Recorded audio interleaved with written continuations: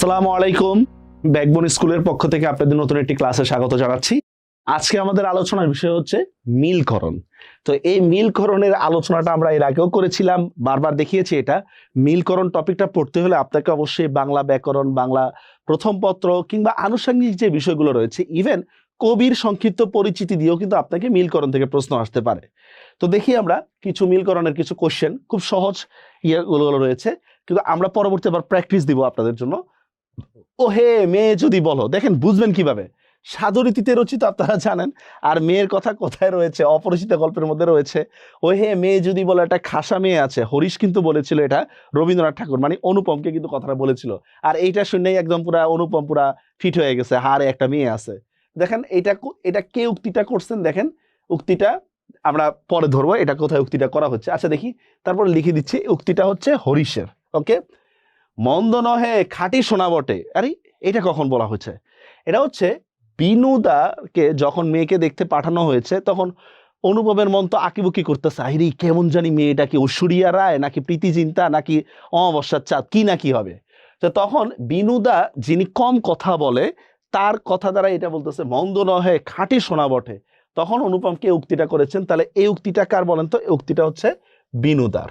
ওকে, ঠাট্টার সম্পর্কটাকে স্থায়ী করিবার ইচ্ছা আমার নাই, এটা বুঝছেন?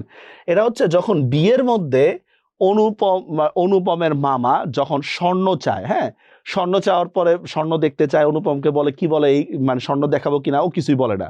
খাবার দাবার করেছে, খাওয়া দাওয়া করানোর পরে অনুপমের মামাকে যখন শম্ভুনাথ সেন বলে যে তাহলে আপনারা খাওয়া দাওয়া করছেন, তাহলে এবার চলে যান, আমি আপনাদের গাড়ি বলে দিই। কি বলেন, ঠাট্টা করতেছেন নাকি? তখন কিন্তু হচ্ছে শম্ভুনাথ সেন উক্তিটা করে, ঠাট্টার সম্বন্ধটাকে মানে এই অপমানজনক সম্বন্ধটাকে স্থায়ী করিবার ইচ্ছা আমার নেই। তাহলে এই উক্তিটা কার বলেন? উক্তিটা হচ্ছে শম্ভুনাথ বাবুর, শম্ভুনাথ সেনের। ওকে, ঠাট্টা করিতেছেন নাকি, তাহলে এর প্রসঙ্গটা আমরা আগে আলোচনা করে দিচ্ছি। উক্তিটা হচ্ছে অনুপমের মামার। ওকে, তারপর দেখেন, সে কি লগ্ন, মানে লগ্নর আগে মানুষ খাবে কি করে, এটা হচ্ছে কথা। যখন শম্ভুনাথ সেন তাদেরকে বলতেছিল যে আপনারা এক কাজ করেন, খাইতে বসেন, লগ্ন আছে না, কয় এগুলো পরে দেখা যাবে, সরি বরকে যখন বলতেছিল তুমিও খাও, আরে লগ্ন আছে না, বিয়ের আগে বর খাবে কিভাবে, তখন কিন্তু এই উক্তিটা করা হয়েছে। তাহলে দেখেন, সে কি লগ্ন, লগ্ন উক্তিটা কার বলেন তো? লগ্ন উক্তিটা হচ্ছে কি মামার। তাহা হইলে তামাশা যেটুকু বাকি আছে তাহা পুরা হইবে। এই প্রেক্ষাপট কখন? মামা যখন সেকা খায়, মানে ব্যর্থ হয়ে, বিয়ে করাতে ব্যর্থ হয়ে যখন সে আসে, তখন সে বলে, হ্যাঁ মামলা করবো শম্ভুনাথ সেনের নামে, দেখবনি আমাদের ক্ষমতা কি কম নাকি, এই সে ইত্যাদি ইত্যাদি। দেখেন, মেয়ের বাড়ি থেকে অপমানিত হয়ে ফিরে আসছে, এটার প্রতিশোধ যখন মেওয়া নিতে চাইছিল, তখন হিতৈষীরা এই কথাটা বলেছিল যে তাহার তামাশার যতটুকু আছে তা পূর্ণ হবে। আচ্ছা না, আমরা গাড়ি ছাড়বো না, এই উক্তিটা কখন করেছে? রেল লাইনের মধ্যে যখন রেলগাড়িতে যখন ইংরেজ একজন উঠার কথা ছিল, তখন স্টেশন মাস্টার রেলগাড়িতে উঠে বলতেছিল আপনাদেরকে এই গাড়িটা ছাড়তে হবে। তখন কিন্তু হচ্ছে উক্তিটা করেছিল হচ্ছে কল্যাণী, যে না আমরা গাড়ি ছাড়বো না। ওকে, এরপর দেখি আমরা, সে কি এই পক্ষ মাতুল আছে নাকি? কল্যাণীকে যখন বিয়ের প্রস্তাব দেওয়া হয়, কল্যাণী তখন কি বলে যে আমি মায়ের জন্য বিয়ে করবো না। আরে এখানেও মা আসতেছে কেন?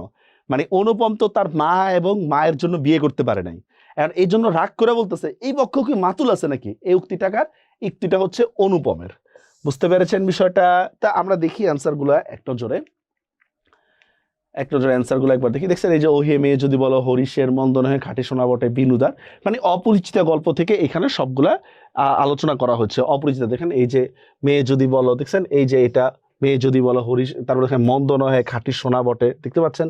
ঠাট্টার সম্পর্কটা স্থায়ী করিবার ইচ্ছা আমার নাই, শম্ভুনাথ বাবুর। ঠাট্টা করিতেছেন নাকি অনুপমের মামার। তারপর দেখেন, সে কি কথা, লগ্ন উক্তিটি হচ্ছে অনুপমের মামার।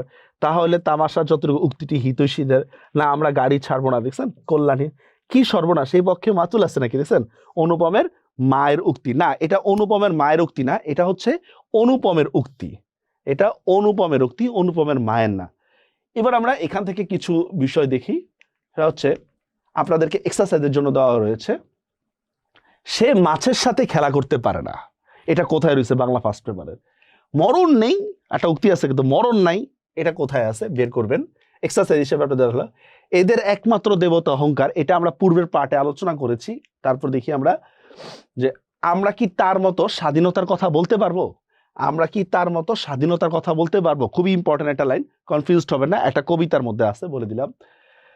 তারপর দেখি সমস্ত নদীর অশ্রু অবশেষে ব্রহ্মপুত্রে মেশে। এই ব্রহ্মপুত্র নদীর কথা এটা আগেও একটা এক্সারসাইজ দেওয়া রয়েছে, আপনারা অবশ্যই কিন্তু খাতায় নোট করবেন। তারপর দেখি আমরা নির্জনতম কবি কার উপাধি, এরকম ভাবে আসতে পারে, উপাধি দিয়ে বলা হবে এটা কার উপাধি ওইটা কার উপাধি, এমনও আসতে পারে।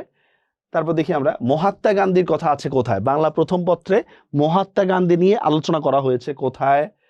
এরপর শিশির সিক্ত ছায়া শীতল বাক বিতণ্ডা কোন সমাস, আচ্ছা আমি এটা লিখে দিচ্ছি, এটা হচ্ছে তৃতীয়া তৎপুরুষ। আশা করি আপনারা গ্রামার ক্লাসগুলো খুব ভালো করে করেছেন। তৃতীয়া তৎপুরুষ, শিশির সিক্ত বাগধারা। ইহার বিশেষ মূল্য আছে, কার বিশেষ মূল্য আছে বা এই লাইনটা কোথায় আছে, ইহার বিশেষ মূল্য আছে। তারপর দেখি আমরা যখন বোঝাই প্রাণের জাহাজ নরদানবের বুকে, এই কবিতার লাইনটা কোথায় রয়েছে। তো এখানে 10টা কোশ্চেন দেওয়া হলো আপনাদের এক্সারসাইজ হিসাবে, আশা করি আপনারা এগুলো খাতায় তুলে নেবেন।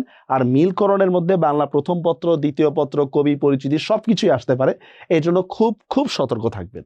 তো আজকের ক্লাস এতটুকুই, পরবর্তী কোনো ক্লাসে দেখা হবে। আল্লাহ হাফেজ।